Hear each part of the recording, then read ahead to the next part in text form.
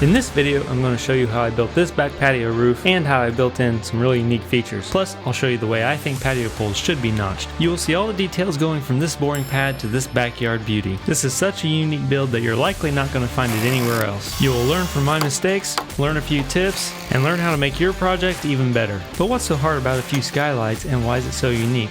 Well, you're going to find out about that today, because today has finally come for our new project, and that is putting a roof over this newly poured patio. To first start off this project, we're going to need to take down some gutter, and to do that, I have this.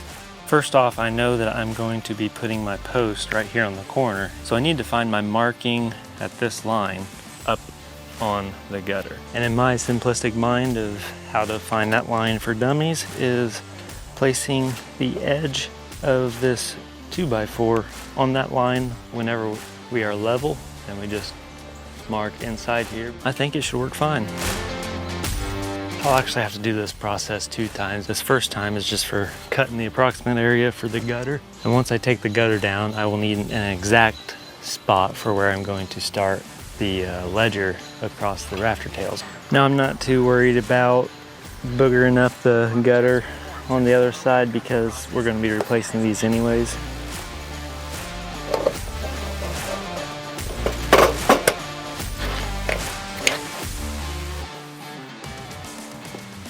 Okay, so now that we got the gutter off, what we have going on is you have your fascia trim sticking out right here. And you could end up taking this off and even taking the fascia board behind this off. I don't think I'm gonna mess with that and just go the easy route and put my ledger board right on top of here. So I think the next best thing is for me to find the rafter tails. So I'm going to use a drill bit and mark on the shingles somehow where those rafter tails are for putting on that ledger board. All right, so the first thing I'm gonna do here is I have 1 screw in the middle already set to go. And I'm just gonna try to go flush with the bottom of the, actually no, I won't be able to. I'm gonna come down from the drip edge just a little bit. Let's get some clamps. Okay, so what I've done right now, as you can see, is I have a 2x6 sticking up there. And I have a temporary screw put on this end over here. Okay, so we are nearly dead on. I think I can lift this side. We're in between the lines, so we can continue. Now, one thing I just thought about and want to point out that right up here, you can see my marking for the rafter tail with the tape, and we're going just past it. I want to leave it that way because I'd rather have a lot of meat on the board to get screwed into the rafter tail. All right, so we finally got our ledger board up temporarily, but we really need to get it fastened in good, so I'm going to use these power lag screws. So I ended up changing to a 6-inch.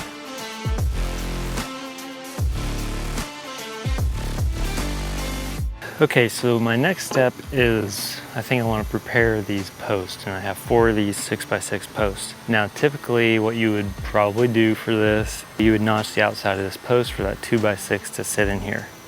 Some people would probably even nail on the 2x6 to the outside like this, and then you're depending on the shear strength of your nails and screws or whatever you use. But I want to try to do a more decorative look to make this job a lot harder. So what I'm going to do is cut out the center section so that this 2x will go straight down into it and be coming out of the middle. So you don't see any of the inseams joining together from another piece on the outside. And I just feel like that'll be some little thing that's gonna tidy it up quite a bit and look pretty sharp once it's done.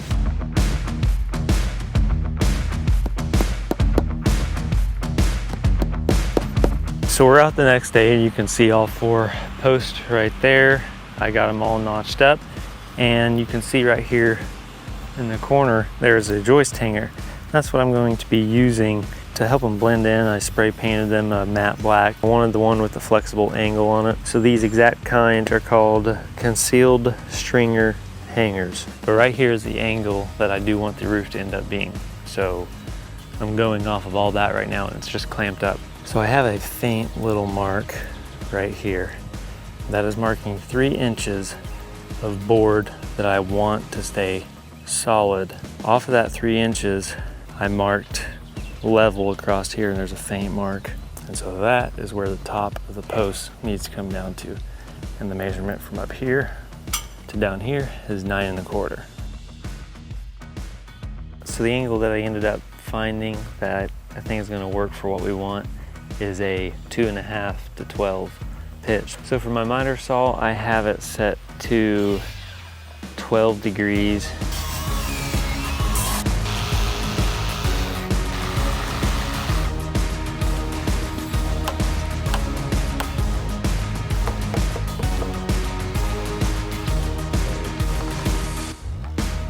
Well, I think this is going to be a quite satisfying shot because of how perfect this will fit in there. Oh yeah, that's nice. Oh, maybe this side don't look as good. There's got a little bit of a curve up there. Oh well. So in the process of getting my 4 main posts up, I got the first 2. I'm just finding my measurement from this post in the middle to this one in the middle.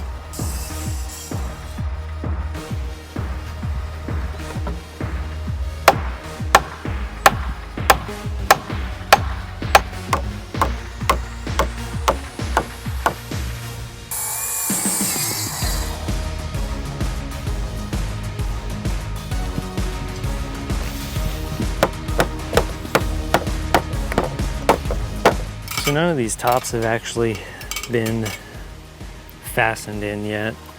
Everything's been held together by the notches. I'm actually going to use these power lags that I used up on the ledger board.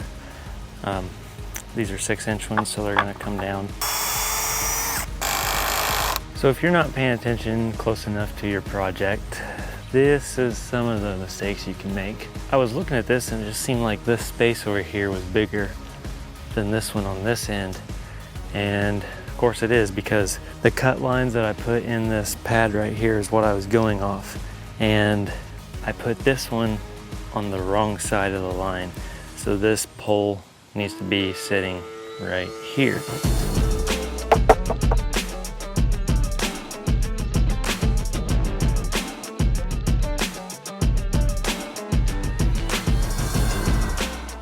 So sometimes when you get partway through a project, you realize you want to change things around. So that is what we are doing somewhat.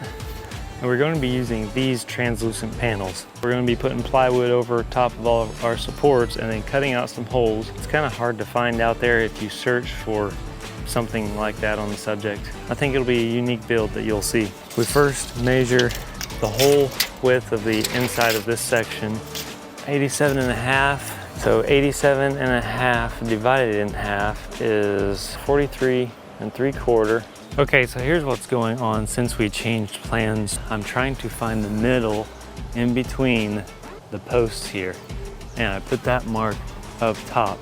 And then from that, I want to have an 18-inch opening available for that polycarbonate panel.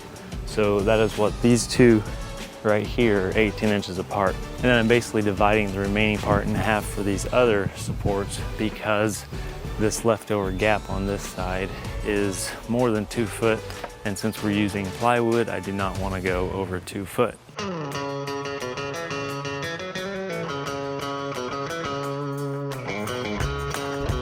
Also, before finishing this section, but I think I'm going to go ahead and put some plywood pieces up on the beginning end to test out my theory of cutting the hole in the plywood and lay over the panel, just to completely make sure I want to continue it this way.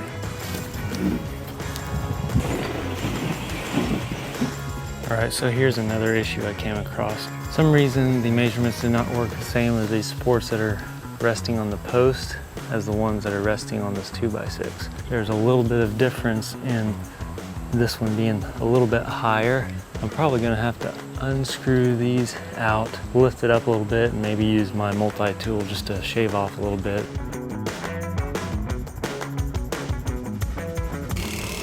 One kind of unconventional thing that I'm doing with the sheathing here is placing all 3 sheets landing on the same seam. Normally you'd be staggering.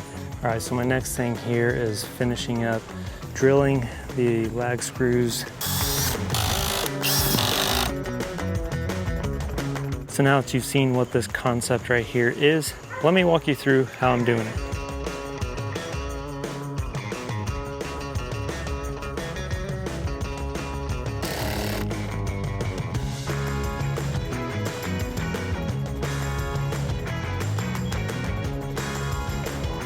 So after getting all my plywood up there and in place, I forgot to fix a mistake. See right here on the end, and then right there. I'm gonna have to unscrew all these panels again and move them enough to access that. Now obviously I wouldn't have to fix it, but it will definitely bug me a little bit of difference there, and that's just gonna drive me nuts if I just have to look at that. I am going to go ahead and fix it just to make it right.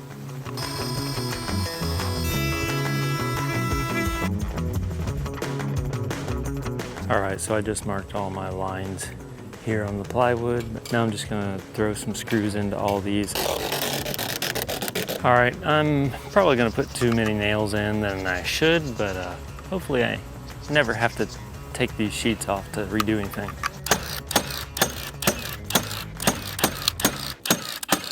So the next thing I want to do before I forget is just inspect around all of these supports to make sure that I didn't have any nails or screws coming out sideways. So my next step is using my router to cut the other two sections of holes in the plywood. Okay, so as you can see, what I did for this one is cut out 4 of these sections in this hole. And I skipped one, 4 more, skipped one, and then 4 more. Now this is the router bit that I'm using to cut out these holes. These are 18 inches for the gap that I'm wanting here in the middle. I'm going to stick it on this very edge along here. This is a 1/2 inch drill bit, and that router bit is barely gonna fit through there, but it does.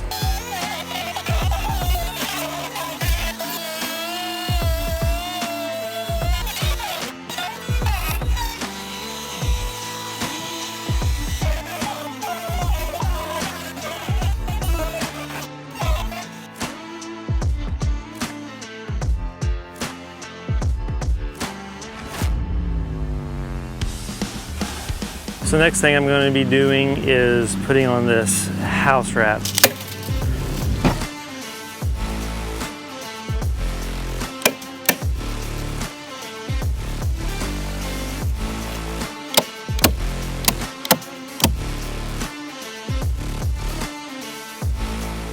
Okay, so I've cut all of these off flush with the plywood that comes out. So I also kept it at the same angle of this rather than going straight down. And then I'm going to do a 45-degree cut on the bottom corner here. So this is kind of customized to what you would like to do. Put my speed square up and then brought the 30-degree mark out to the end here and then just marked it.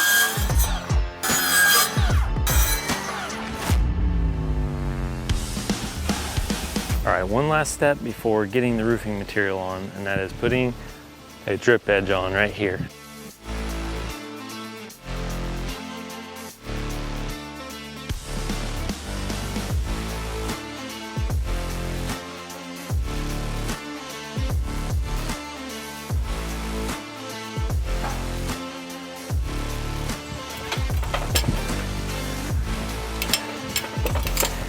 Now these steel panels that I got were actually from the Menards clearance rack, and you might be able to tell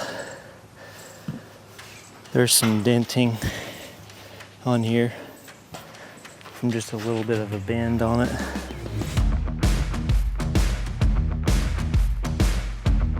I'm also working with a different profile of the metal to this, basically because of what was available to me. The part about having the exposed plywood under here is, you know, you can't just put a screw anywhere. Now this is 5/8 plywood, so I might be able to get away with putting an inch screw on the ridge here.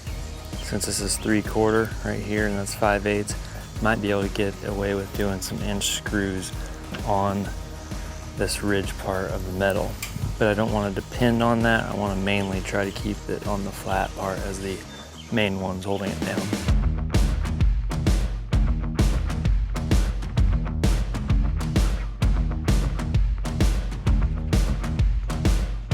So with my calculations of the width of these polycarb panels and the width of the steel panels, I tried to calculate where they would land, but this one is landing where I had to cut off both sides of it down to a thinner piece for the way the steel panels are going to overlap this edge. So far it's not working out too bad. This is a lot different than you would normally want to do, very customized for our situation here. And to go over these edges, I'm using the half finished rounded over piece. It doesn't have the flat end on here, that's on the other side. And so the other one will be flipped around to have this same edge on this side.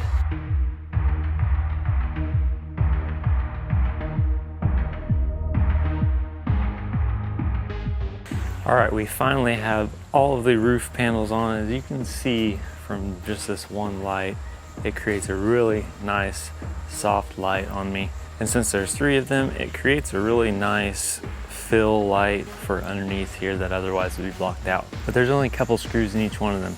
So now I'm going to go individually down each support and figure out where I'm going to be putting the screws in each one, because I'm using different sizes in different areas. There's barely any room on this edge right here that I could get in, so I might end up going on the top of this ridge part. Isn't something that would normally be done, but for this situation I'm probably going to go ahead and do it anyways.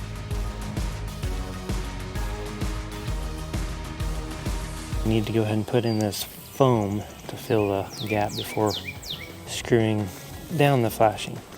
And so this is just sticky back foam, and I'm going ahead and attaching it to the metal here to make sure that the bottom side of the gap is going to be blocking the water from coming in. I'm kind of pulling it back a little bit and putting it down just to make sure it has good coverage and really good stickiness on that spot. And I also have this marked on each of these ribs where I want it to go to from the shingles, about how far I want it to go, just to give me a little bit of a guideline.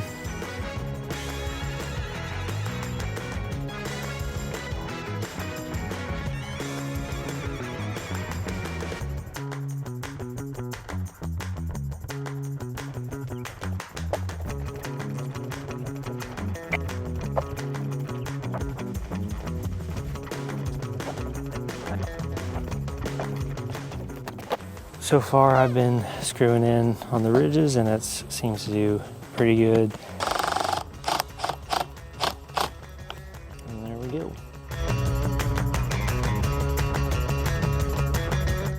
So from up here it can look like, man, that doesn't seem like a very good of an angle transition from the shingle to the metal. The shingle roof is 3 to 12 slope and that's 2.5. Let's go take a look from the ladder over here. So from down here you can see there's a good continuation of the angle coming down.